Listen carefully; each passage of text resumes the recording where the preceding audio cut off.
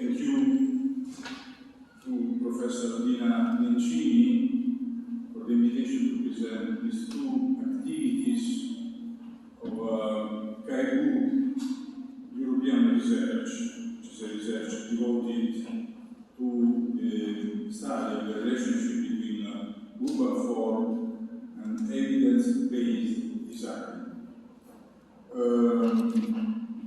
These two activities, they are very different one from the other.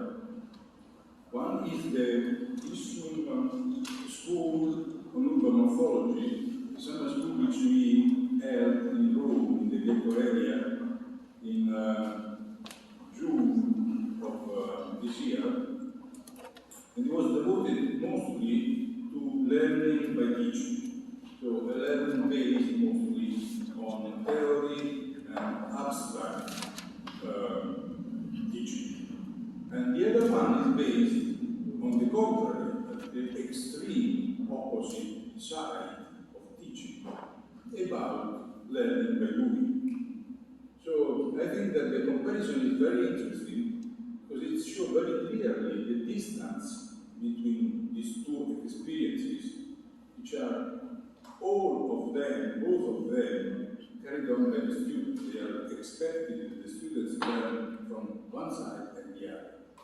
So the extreme, the shocking difference between these two ways of learning, in my opinion, show the problem that we have to teach something which is both theoretically demonstrated, evidence-based demonstrated, and also useful for practice. This is something which, in my opinion, has not been yet solved and is one of the goals of our research. So, the first part of this presentation is devoted to ISSUM experiment. I will present the general aspect of the research, and after Alessandro Puscetto, Elena Ogliani, and Rita Salomoni will present the result and the organization of this activity, of this school. Day 3, they are member of our PhD school, Drago PhD school, which is devoted to the relationship between construction and design. And the other one will be presented by Laurent Anton-Charles, I hope well pronounced the name, and René Carraz. And the result of the workshop will be presented by Francesca De Rosa. So, before describing the school, I would like to spend some words about the general idea which is behind the school, which is, I think, it's interesting for a discussion inside the PhD school. So, the reason why we organized a school on the relationship between urban studies and design. So, in some way, it's a problem of just of general aspects. It's the problem of the relationship between theory and practice. And if you want more in general, the problem of what does it mean when we say that architecture could be a science? We have a lot of courses which are called science of architecture, but it's uncertain if architecture is a science and in which way it could be a science. A useful definition, in my opinion, for us of science is the production of theory and methods which explain facts. Facts for us are built reality, built landscape. And the core of this sentence, of this definition, is demonstration, explaining, which is the core of our school. I will try to explain why. So, this problem of the relationship between theory and practice is not new, of course, and is unsolved. And I think maybe it was not even posed by modern architecture. Modern architecture produced theories, for sure, but in a form which didn't produce methods. When we think, for example, Le Corbusier, who produced surely theories, which had as exit manifesto and some principle. If you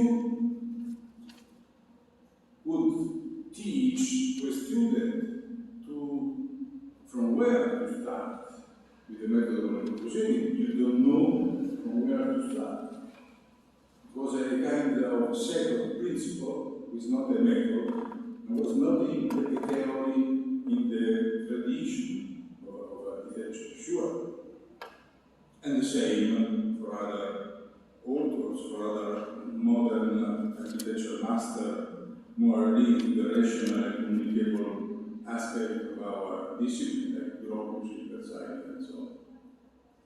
But also, if we think to the Italian master of urban morphology, they didn't produce a true method of design. I think Anonino is very clear in his definition of the problem. Anonino has produced a wonderful book, a wonderful study about the Padua city, which is perfect from the urban morphology point of view, but he always said that the relation with the design is not at all direct. Or sometimes he said there is no relation between the study of urban morphology, urban form, and the method of design. Urban morphology gives information, general information, as other disciplines, about the tool which we can use for design, but surely not a method. So, if a student as me, which is an example, a good example of an architecture or design, which demonstrates the relationship between urban morphology and design, I have no answer. I must say that even our master, Muratori and so on, they didn't have a clear relationship between design and theory. As Canigio said, Muratori has produced very interesting design, which are in some way a contradiction in comparison with the theory. The Tuscolano houses, they are a contradiction with the theory which generate the linear multifamily house in the history. And the same for the Democratic Party offices in ISSUM quarter in Rome, which is a contradiction with the forming process of the palazzo.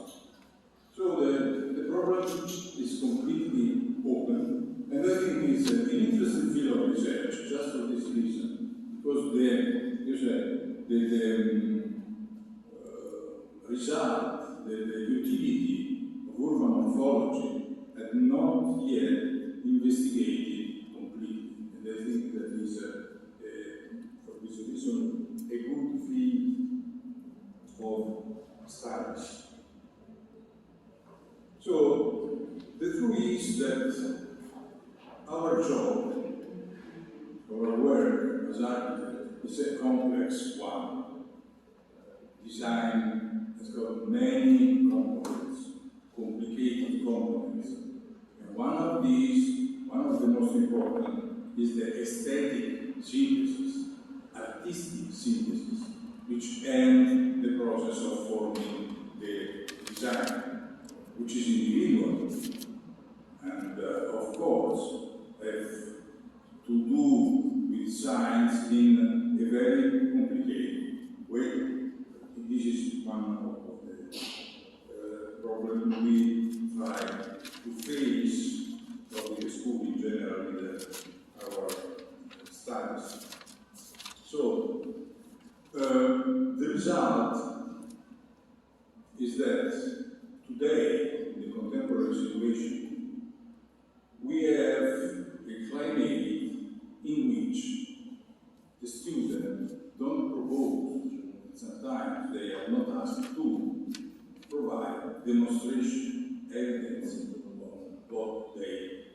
design. From one side, we have academia, which produce right theories based on philosophy, which are very distant from reality, the big reality, build and scale. And from the other end, we have the professional aspect of our job, of our work, in which there is practically no research, if not functional, economical, financial, and so on. So I think that these, difficulties that always in the history of our profession, our practice, have, they are now today much emphasized by the fact that never, as in a contemporary period, the architect don't give evidence demonstration of their works. They are not requested to, they don't provide demonstration. This never happened in the history of architecture. We can speak about theory, about method, but always the master of our architecture in the modern period, they tried to demonstrate what they were producing. Today, I think the crisis is the crisis of the evidence, of demonstration, of explaining. So I would like to spend some words about this topic, which in my opinion is the center of the question. The crisis of evidence, the crisis of explaining. I think that this depends from a general aspect of our society. Teaching is at the same time the consequence of a general aspect of our society, and to which generate the problem is a consequence and the origin of the problem at the same time.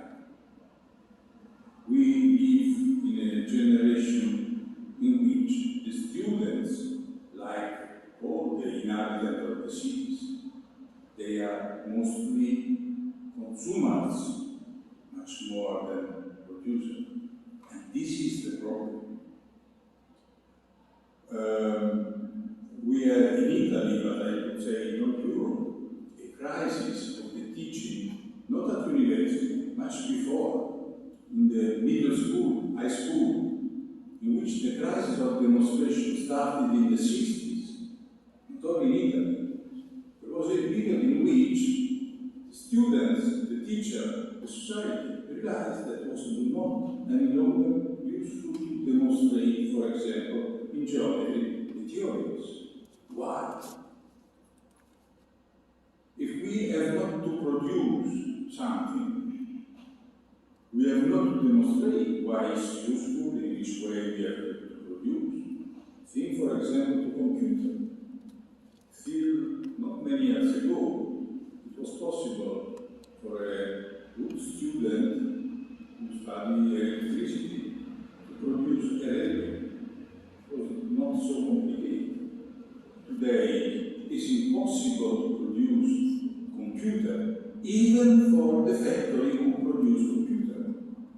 The knowledge of how to produce computer is limited to apps, very rare in the world.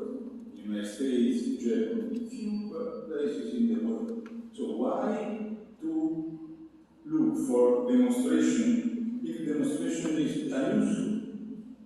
Mathematics.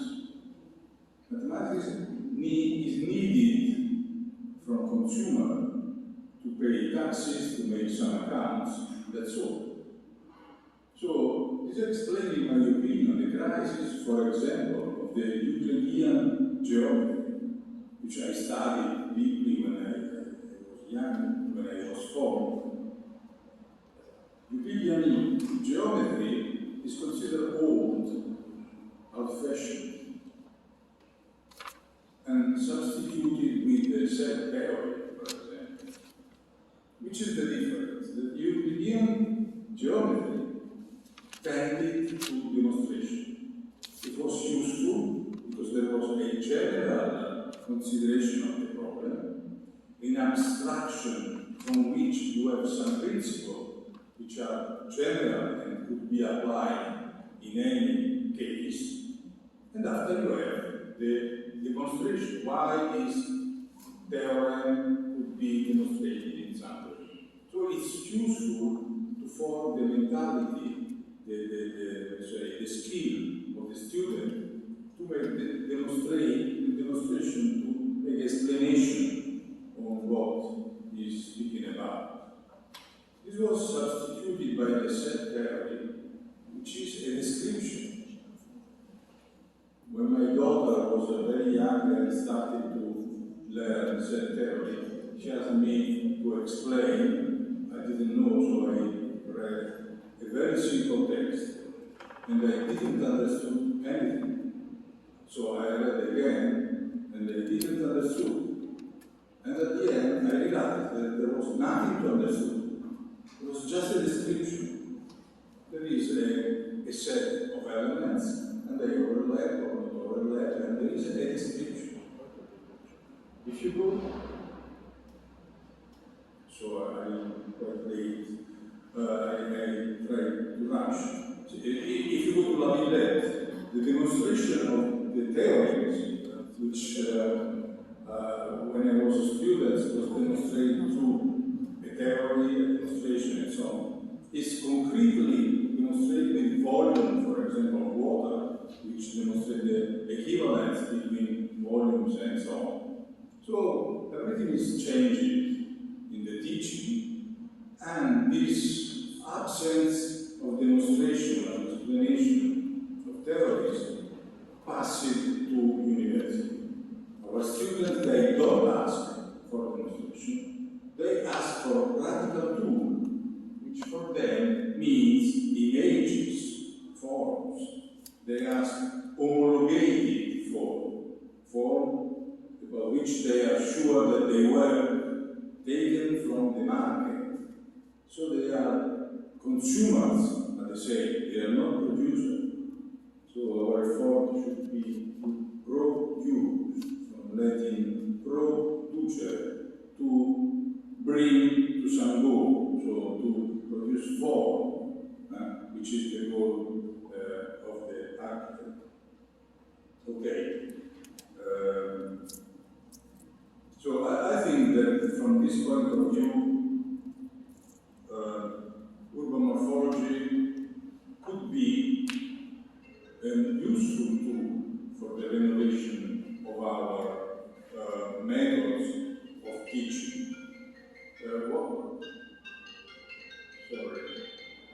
Thank you.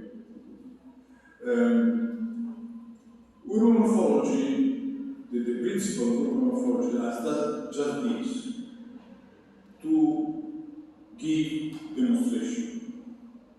Consen was one of the masters in England of urban morphology in the 50s. He said that the core of urban morphology is to search the general and the particular. This is the core, in my opinion. The general and the particular. We start with big reality, we make an abstraction of the reality, we try to find what is general, which are the principles, and after to apply this principle, the principles they are few, there are few principles, general, which explain the reality.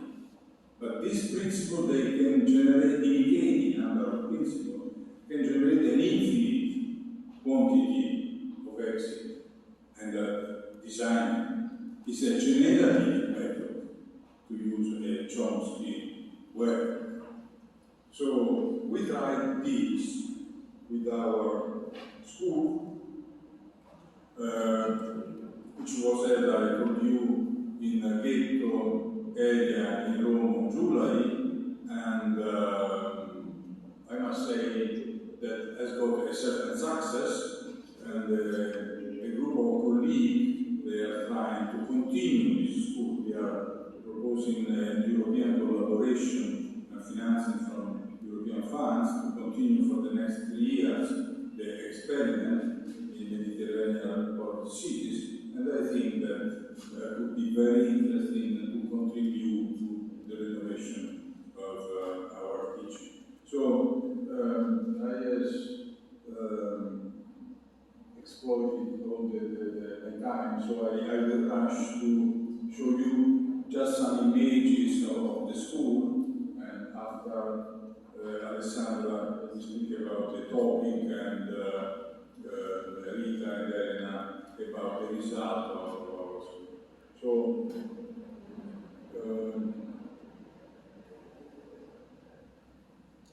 this is the place, this is the cadastre. We go to the rest of the place, is the ghetto, which is an old place in Rome, maybe the oldest, the Roman has got the origin more or less in this place, and this very interesting stratification of ancient strata and new building. So that's why we have chosen this place. So those are the organizers of the school, Annalita Nato, Alessandra Puscelli, Nicola Scardino, and Francesca Delia De Rosa. And we have a generous, I must say, contribution of many colleagues of our School of Architecture, professional and so on, trying to mix up in some way the practical teaching and the theoretical one. This is the goal which explains more or less the organization of the school. We tried to teach urban morphology through a series of lectures which we had as a Roman School of Urban Morphology to the students, and were a set of coordinated lectures based on our method. We don't believe that it's possible to teach any methods. That the course of urban morphology would be a set of different theories to be proposed to the students. I think that we must have an hour truth, knowing that there are many other truths that other people can believe in other way, but we have, and we must take the responsibility to propose one method. So we propose the method in which we believe, which is the processual method, and also we propose other lectures of colleagues which propose different ways. So the student has the idea, know the method, in a few days has a complete idea of the method, of course, not the deep knowledge, but the general idea of the method, and also the comparison with other methods. So we have local teacher and guest teacher, and after were exercises which were in the place. We held this school in Ghetto, so few steps from the place in which we had studied. So we made a lecture and we went away, and we have base building, special building, all that the students have to see to learn urban morphology. And we must say that Rome, from this point of view, is an extraordinary text. We have everything around, we had everything around the place in which we had the school. And after, at the end, we made these experiments of producing not a design, of course, it was not possible in 2 days to produce a design, but a reflection, a thinking, a meditation about the lecture the student has got, made in the way of the architects, with drawing, with a reflection, which is not a project, but is something very close to the idea of the solution of the problem. So, very quickly, this is the place. The first day started with conferences of eminent colleagues which spoke about their experience relating urban studies with design, Carlos Diaz Coelho, Hans von der Eyden, Franco Puglini, Jonathan Servison, Uwe Schroeder, and so on. This is the place, was Piazza Cinque Scuole, Palazzo Cenci Borghetti, which was a 16th century wonderful Renaissance palazzo. This is the window of the school from which we could see the place in which the students were invited to propose the reflection about the urban form.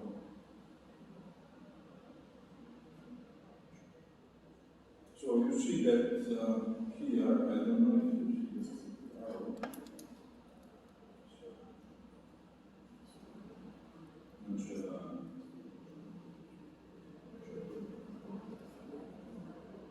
So you see, this is here the Portico d'Ottalia. Can you see that? Okay.